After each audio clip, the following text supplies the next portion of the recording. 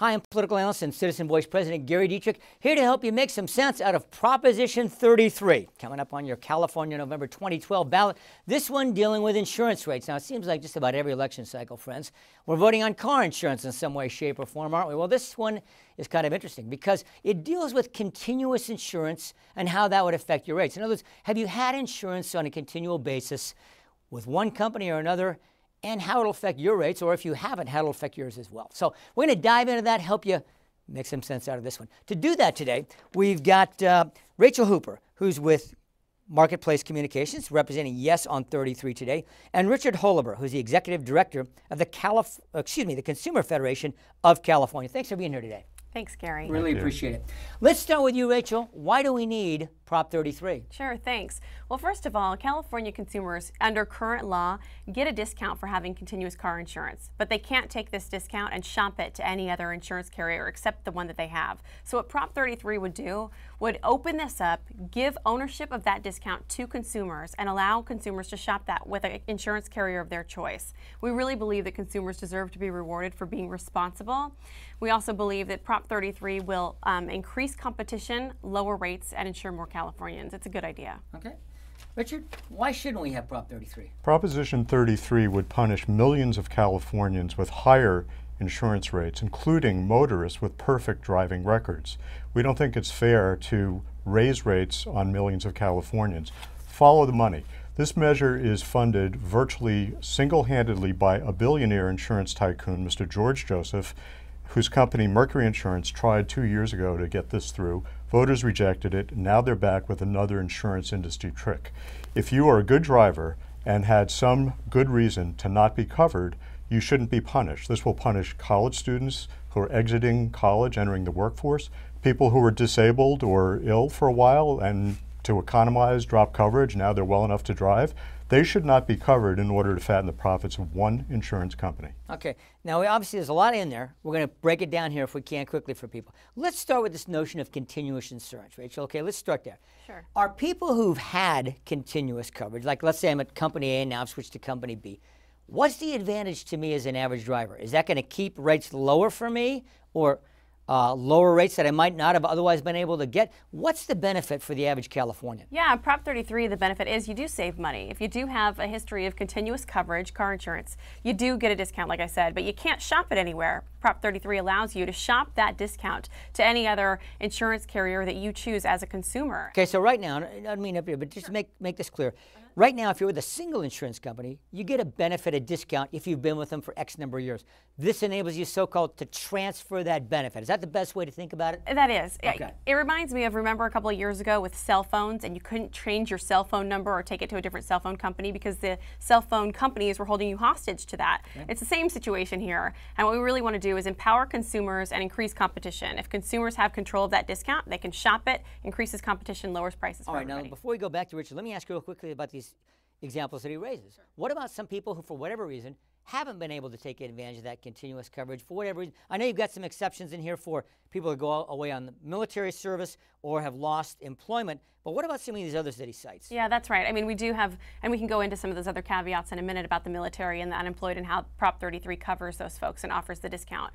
But for folks, the unfortunate reality is, under current law, if you don't have continuous car insurance, right now, Gary, if you didn't have car insurance and you were to go out and get a new policy, you're going to pay more under current law. And what Prop 33 does is it has these new added benefits and incentives for people to get car insurance. For example, if you are military, you qualify. All active military family qualify for the discount. If you're unemployed or furloughed for up to 18 months, because at the time that was federal unemployment, you qualify for the discount. If you lapse coverage or lapse payment for 90 days for any reason, you go out of town, you forget to pay your bill, you still qualify for this discount. Up to 90 days. Correct. Right. Okay. Richard, I want to give you a chance to respond to some of this, okay? Especially this thing about, the two big questions really are for the average Californian. Is it going to help me or hurt me, right, for the average person, this idea of being able to transfer your coverage? So why don't you deal with that one first? Millions of Californians are going to see higher rates as a result of Prop 33, including drivers who have perfect driving records. Insurance should be based upon risk factors. And in fact, in California, because there is no risk factor related to whether or not you were covered if you weren't driving, you can't be penalized. Under Prop 33, lack of coverage for any period of time, even for good reasons, like let's say you commute by mass transit, now you have a new job and you have to drive, so you need a car, that is treated as a pre-existing condition and you're punished for that. Now, in states where this is allowed, Mercury Insurance charges two identical drivers. One would be charged vastly higher rates simply because that driver went without insurance for a good reason. In fact, the proponents of Prop 33 went to court unsuccessfully to try to strike language the Attorney General had that said it allows insurance companies to set rates. The judge said that that was a factual statement. One thing they did not challenge, and it's interesting that they didn't dare challenge it, quote, in states where the Prop 33 rate hike is legal, the result is higher premiums. Texans can pay 61% more, Nevadans 79% more, Floridians 103% more. You would think the proponents would have gone to court to strike that if they knew it wasn't truthful. It is truthful, and those numbers come directly from Mercury's website.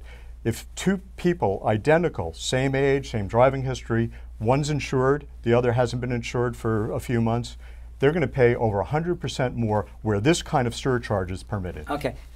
Just to follow up, so make it clear, people that have had continuous coverage, are they going to see a net benefit? I'm kind of getting a bifurcation here. The average person who's had continuous coverage, are they going to see a net benefit? But it's those people that haven't, they're going to see their rate spike. Is that an accurate statement? Under current law, you get what's called a persistency. It's a loyalty discount. Right. It's this notion of shopping the discount is a fiction. I've been with the same carrier for 20 or more years. They know me. They don't have to advertise with cute little amphibians running around. They don't have to underwrite me. They save money on me, and they can pass that saving along to me. That is how it works currently. But Mercury Insurance has a particular strategy that they will try to rate other companies' customers, and they may get slight discounts. But since insurance is a zero-sum game in California, because there are regulations on the total profit a company can make, for every winner, there's got to be a loser. If one person gets a discount, another person will pay considerably more to offset that discount. Okay, so bottom line for you, the average person may see lower rates, but other individuals would see substantially Well, higher. the average person, I think, is not the right way of putting it. Anyone who has kids or grandkids in school, anyone who's been unemployed for some length of period or has a member of their family who's been unemployed, anyone who's been ill or disabled, they will all see higher rates if they drop coverage to economize. This is a tough economy. Okay. People who aren't as rich as Mr. Joseph have to figure out ways to save money. Okay, we're going to get to the money behind the deal here in just a second, but I want to finish on this because this is really the crux of the issue. Rachel, I want you to respond to this. Let's see if we can make some sense out of this for people.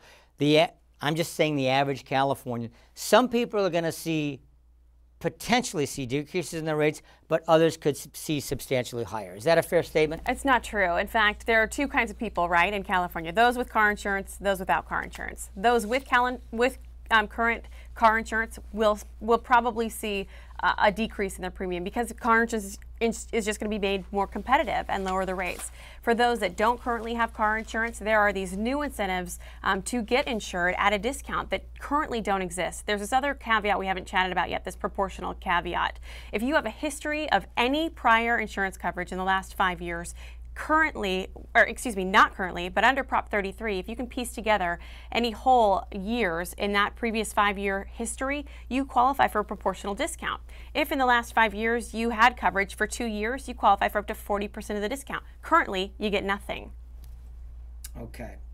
And the truth is, you would be punished under this. When she describes a discount, it's a fiction.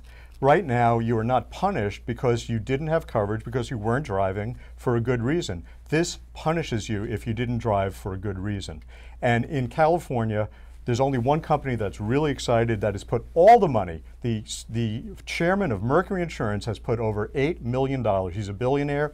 That's great, more power to him. But he wants to increase his own profits at our expense by deregulating insurance. Okay, so let's get to the money because the old adage, follow the money. So we're going to do it right now, okay? So hang on just a second. So Richard, what you're claiming is that other insurance companies have not backed this measure. It's just exclusively done by a single insurance company. Follow the money. 99% of all the money that has been put into this comes from one individual who is a founder and largest shareholder of Mercury Insurance, Mr. George Joseph. Okay. 2 years ago, the same was true. It was all funded by Mercury. And they have a few other people who kick in a couple of thousand here and a couple of thousand there. Right. Most of them are agents of Mercury Insurance. Okay.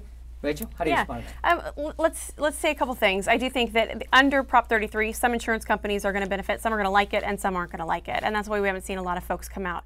Yeah, it's true. We have nothing to hide that George Joseph, the president and founder of Mercury Insurance, did put in some of his personal funds to fund Prop 33. But I think you really need to look at who the person behind George Joseph. I mean, he is, yes, a billionaire. He has become very successful. He is the grandson of a coal miner in West Virginia, went into World War II, fought 27 bomber missions over North Africa, enrolled in Harvard, graduated in 3 years, started Mercury Insurance when he was 40 years old, selling car insurance door to door after his 9 to 5, and has become very successful. This is a story that in California, we used to celebrate these California success stories.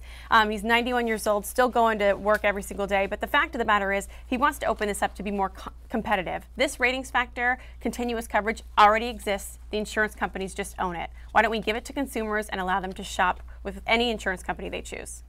Having gone to grad school at Harvard, I find in California, sometimes a benefit, sometimes not. Anyway, especially if you're a Stanford grad. All right, so Richard, really, I mean, if this is not a benefit to consumers, I just want to ask you about some of the people that say they're supporters of this thing, okay? So we've got the California Association of Highway Patrolmen, Hispanic Chamber of Commerce, Veterans of Foreign Wars. Why are they on board this thing? Let's talk about the opponents. Consumers Union, publisher of Consumer Reports magazine, California Alliance for Retired Americans, California Council of Churches, Church Impact, Consumer Federation of California, Right. United Policyholders, California Labor Federation, because it hurts hardworking people who are struggling by raising rates unfairly. Rates should be based upon risk of having an accident. This adds a factor which will cause every insurance company to go chase everyone else's customers. It's a zero-sum game except for a company like Mercury. Now let's look at the history of Mercury. They were found to have violated the current law, Proposition 103. In fact, the Department of Insurance said that Mercury has a, quote, record of overcharging consumers. Mercury has a deserved reputation for abusing its customers and intentionally violating the law with arrogance and disregard.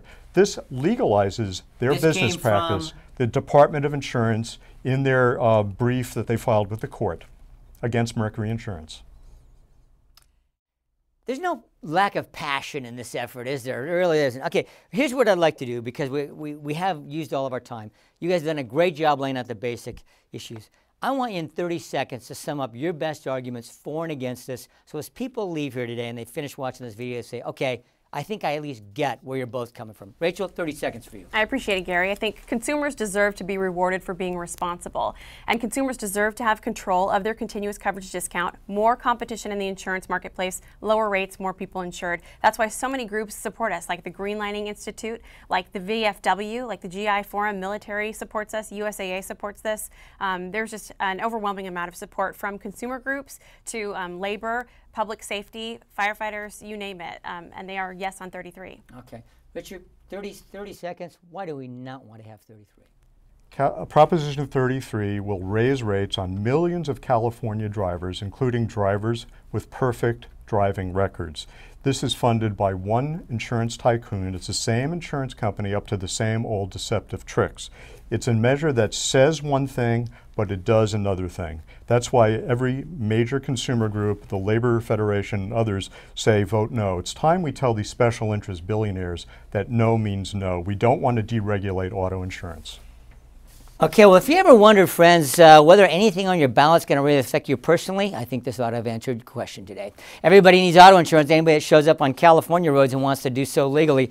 So we want to thank today Rachel Hooper with Marketplace Communications, yes on 33, and Richard Hulliver, the Executive Director of the Consumer Federation of California. Thanks so much for being here today. Thank you. Really appreciate it. Thank All you. right, well, as we always like to say at Citizen Voice, your voice does matter.